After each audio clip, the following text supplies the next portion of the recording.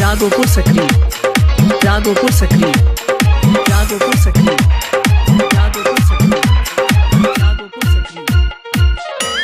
निमिया के छाँव में, निमिया के छाँव में 9 दिन रहला मैया संग हमरा गाँव में।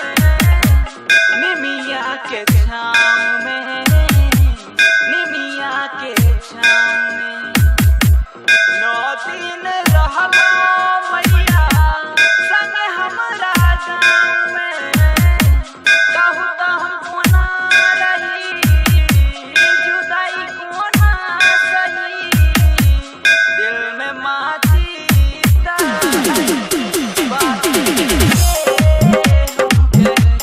दिल में माची बात दिल के अमित, अमित, अमित, अमित, अमित।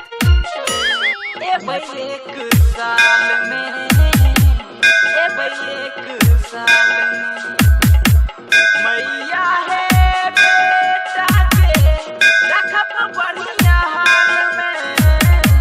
ए भाई 1 साल में, ए भाई 1 साल में मैया है बेटा के रखब बढ़िया हाल में।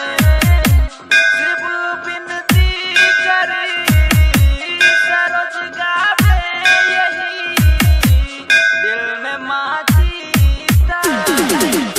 बात दिल में माची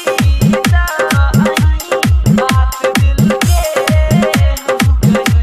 विदाई कोना करी, जुदाई कोना सही, दिल में माची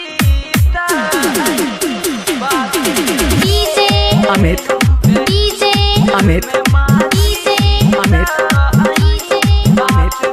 राघोपुर सक्रिय, राघोपुर सक्रिय, राघोपुर सक्रिय, राघोपुर।